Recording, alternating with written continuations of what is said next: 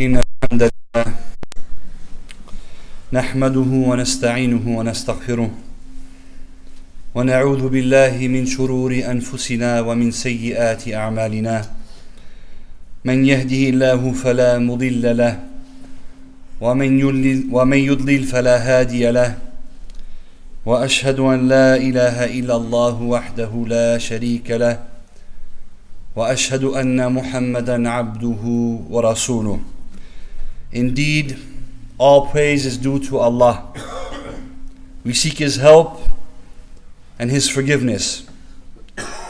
We seek refuge in Allah from the evil of our souls and from our evil deeds. Whoever Allah guides, no one can misguide. And whoever He misguides, no one can guide. And I bear witness that there is nothing that is worthy of worship besides Allah, alone without any partner. And I bear witness that Muhammad is His servant and His messenger. يا أيها الذين آمنوا اتقوا الله حق تقاته ولا تموتن إلا وأنتم مسلمون. O you who have believed, fear Allah as He should be feared, and do not die except as Muslims in full submission to Him.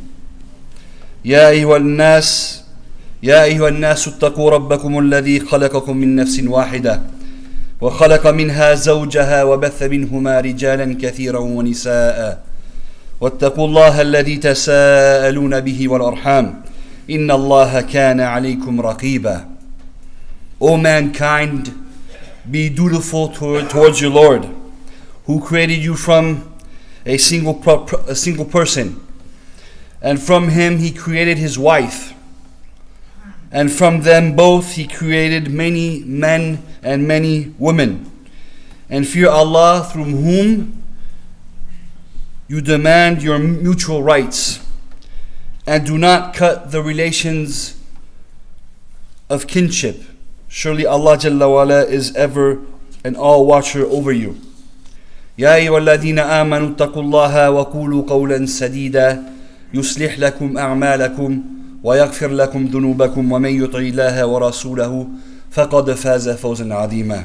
O you who believe, keep your duty to Allah and fear Him, and speak always the truth. He will direct you to do righteous good deeds, and He will forgive you your sins. And whoever obeys Allah and His Messenger, he has indeed achieved a great achievement. أما بعد فإن خير الحديث كتاب الله وخير الهدي هدي محمد صلى الله عليه وسلم وشر الأمور محدثاتها وكل محدثة بدعة وكل بدعة ضلالة وكل ضلالة في النار. Indeed, the best speech is the book of Allah, and the best guidance is the guidance of Muhammad sallallahu alaihi wasallam. And the worst affairs are newly invented matters. Every newly invented matter is a religious innovation, and every religious innovation is misguidance, and every misguidance is in the hellfire. Brothers and sisters, Allah Jalla wa Ala says, لَقَدْ كَانَ لَكُمْ فِي رَسُولِ اللَّهِ أُسْوَةٌ حَسَنَةٌ لِمَنْ كَانَ يَرْجُو اللَّهَ وَالْيَوْمَ الْآخِرَ وَذَكَرَ اللَّهَ كَثِيرًا. He says, Jalla wa Ala, indeed in the Messenger of Allah, you have an excellent example for whoever has hope in Allah and the last day and remembers Allah often. Brothers and sisters, Ibn Abbas radiallahu anhu described in an authentic hadith how the best of mankind, our example sallallahu alaihi wasallam, was during the month of Ramadan. He said, كان رسول الله صلى الله عليه وسلم أجود الناس وكان أجود ما يكون في رمضان حين يلقاه جبريل. He said, the Messenger of Allah was the most generous of people, and he was even more generous in the month of Ramadan when Jibreel would meet him. وكان يلقاه في كل ليلة من رمضان فيدارسه القرآن فلرسول الله صلى الله عليه وسلم أجود بالخير من الريح المرسلة. And he said that Jibril used to meet him every night during Ramadan to revise the Quran with him. And after that, the Messenger of Allah sallallahu alaihi wasallam would be more generous to do good than the fast blowing wind. Brothers and sisters, the Messenger of Allah sallallahu alaihi wasallam was the most generous of mankind. He was the most generous with his wealth, with his person, with his knowledge, with his da'wah, calling to the deen of Allah, the most generous in giving advice to others. He was the most generous in everything that is beneficial to Allah's creation. And he was even more generous during Ramadan. And this is because Ramadan is a month where Allah Jalla wa'ala is generous towards His servants, bestowing upon us uncountable blessings and favors. And Allah Jalla wa'ala grants us in being generous during this month towards our brothers and sisters. And Jibril would come down and revise the Quran with him. He would read the Quran on him every night of Ramadan. And this to fix the Quran firmly in his heart. And when the Messenger of Allah sallallahu alaihi wasallam would revise the Quran with Jibril, he would be the most generous to do good than the fast blowing wind. Meaning that he would rush and he would hasten to do good faster than a fast blowing wind sent by Allah. So subhanallah, brothers and sisters, if we reflect upon this, look at the effect, the impact that the reading, the revision, the study of the Quran had on the Messenger of Allah sallallahu alaihi wasallam. Our example, it made him perform even more good deeds, hasten, rush even more, become even more generous than he was, that he already was, sallallahu alaihi wasallam. And that's the impact that the reading, the study of the Quran should have on us. By Allah's grace and mercy in this month, everybody increased his reading of the Quran.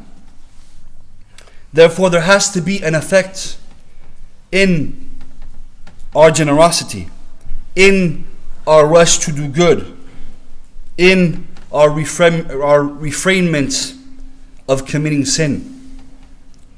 Brothers and sisters, remember, Al-Qur'anu hujjatun laka aw alayk. The Quran is an argument for you in your favor or an argument against you. So now, let's look at our deeds. If this Quran, this reading of the Quran is making us better people, then this Quran, inshallah, will be an argument in our favor on the Day of Judgment. But if our reading of the Quran during this month, where we increase the reading of the Quran, has no impact, no effect on ourselves, then we need to question ourselves. Then we need to reflect on our situation, because it is a dangerous one. Allah Jalla wa'ala says, شهر رمضان الذي أنزل فيه القرآن هدى للناس وبينات من الهدى والفرقان. He said that Ramadan is a month in which the Quran was revealed as a guide for humanity, with clear proofs of guidance and the standard, the criterion to distinguish between what's good and what's bad, between what's truth and what's falsehood. So this Quran is a guidance, and a guidance means that it guides us to the right path. So if this Quran does not have an impact on us, are we benefiting from the guidance of this book? Allah says, إِنَّ هَذَا الْقُرْآنِ يَهْدِي لِلَّتِي هِيَ أَقْوَمُ Verily this Quran guides to what? To that which is most just and right. Meaning it guides to the best of paths, to the most righteous and best of deeds. So this Quran has to have an impact on us. And for it to have an impact on us, we need three things.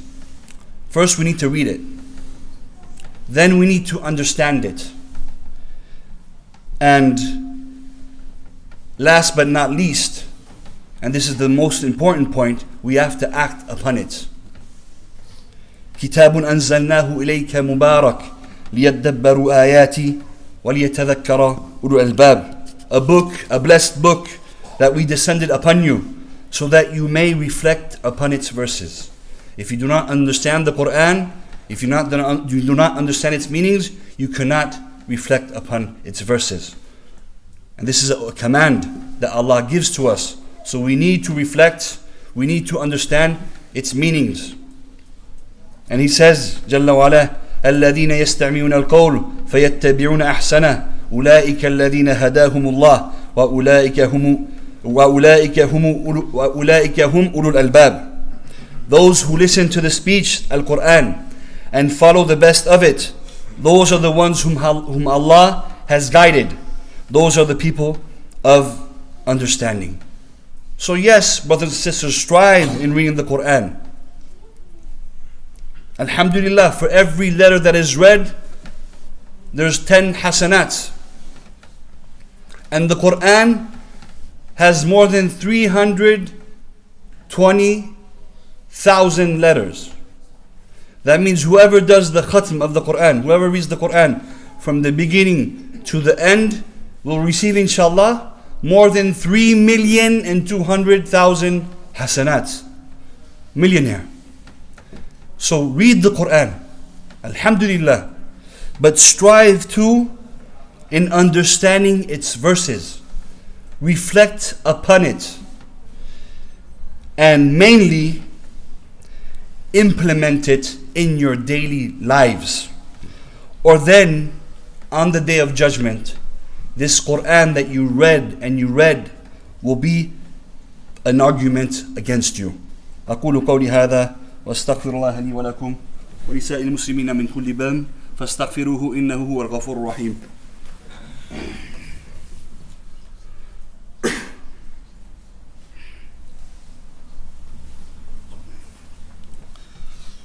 الحمد لله حمدا كثيرا طيبا مباركا فيه وأصلي وأسلم على خير خلق الله نبينا محمد وعلى آله وأصحابه أجمعين. Brothers and sisters, I wanted to reflect upon a verse in the Quran in Surah Yasin, where Allah Jalla wa'ala says, إِنَّا نَحْنُ نُحْيِي الْمَوْتَى وَنَكْتُبُ مَا قَدَّمُوا وَآثَارَهُمْ وَكُلَّ شَيْءٍ أَحْصَيْنَاهُ فِي إِمَامٍ مُبِينٍ. He says, Jalla wa'ala, indeed,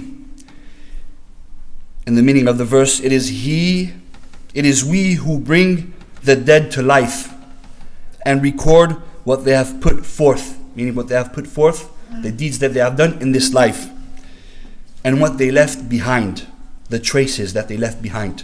And all things we have enumerated in a clear register. Brothers and sisters, everything good or bad that we do in this world, as you know, is written. And everything that we leave behind us, every trace that we leave during our lifetime and after our death, will be written in favor of us or against us. There are deeds that we do in this life that have a trace, meaning that even after our death, it will be registered by the angels, these that we left behind us. And scholars have mentioned this verse and have talked about this verse and said that basically every person has two lives. Two lives where his deeds are registered. And let me explain. Obviously in this life, our deeds are registered. And when we die, it all comes to an end. And we cannot perform deeds anymore. Like Ali radiallahu anhu said, this world is a world of performing deeds with no judgment. And the hereafter is a world of judgment without deeds being performed. Except the athar, the traces, the deeds that we leave behind us, by which even after our death, those deeds will be written for us. They'll be registered for us, good or bad. And this is the second life that the scholars have mentioned. So whoever sows good deeds in this world, he will reap, he will collect their fruits, their hasanats in this life and in the hereafter, and after his death. Like what the Prophet ﷺ said in an authentic hadith, إِذَا مَاتَ ابن آدم انقطع عمله إلا من ثلاث. When the son of Adam dies, his deeds come to an end except of three. Sadaqah jariyah, a continuous charity. وَعِلْمٌ يُنْتَفَعْ بِهِ, and knowledge that people benefit from. أَوْ وَلَدٌ صَالِحٌ يَدْعُو لَهُ, or a pious child that invokes Allah for him. And the Prophet ﷺ said also, مَنْ دَعَا إِلَى هُدَى كَانَ لَهُ مِنَ الْأَجْرِ مِثْلُ أُجُورِ مَنْ تَبِعَهُ لَا يَنْقُصُ ذَلِكَ مِنْ أُجُورِهِمْ شَيْئًا. He said, whoever calls to guidance will have a similar reward to those who follow him, without decreasing from their reward at all. So this, when we leave good deeds behind that people benefit from, continuous sadaqahs during this month or throughout the year, it will have an impact. It will be written even after our death. But we need to beware of sowing evil deeds and spreading evil deeds, evil seeds in this life, because you will collect their sins in this life and after your death. The Prophet ﷺ said, مَنْ دَعَا إِلَى ضَلَالَةٍ كَانَ عَلَيْهِ مِنَ الْإِثْمِ مِثْلُ آثَامِ مَنْ تَبِعَهُ وَلَا يَنْقُصُ ذَلِكَ مِنْ آثَامِهِمْ شَيْئًا. He said, whoever calls to misguidance will have sin upon him similar to those who follow him, without decreasing from their sins at all. So, brothers and sisters, during this month, and obviously throughout the year, be keys that open gates of good in this life and the hereafter. Leave good deeds behind you that will benefit you after your death. So many Islamic charities to build masajids, to build wells, to build schools, to build hospitals, to feed the needy, to help the orphans, etc. Spend, and you will be collecting your hasanat even after your death. So don't invest only in deeds that will benefit you in this life, but invest in deeds that will benefit you even after your death. And whoever doesn't have the money, then put that firm intention in your heart that if you had money, you would give it in charity, and inshallah you will get the same reward. And beware, brothers and sisters, of calling to sin. Beware of doing sin and calling to sin. And don't let sins be a shackle around your neck and a burden that follows you even after your death. May Allah Jalla wa ala guide us all and grant us success during this blessed month. Allahumma salli ala Muhammad wa ala ali Muhammad kama sallaita ala Ibrahim wa ala ali Ibrahim innaka Hamidun Majid. Allahumma barik ala Muhammad wa ala ali Muhammad kama barakta ala Ibrahim wa ala ali Ibrahim innaka Hamidun Majid. Allahumma innaka afuun tuhibbul afwa fa'fu anna. اللهم إنك عفو تحب العفو فاعف عنا اللهم إنك عفو تحب العفو فاعف عنا. فاقم الصلاة.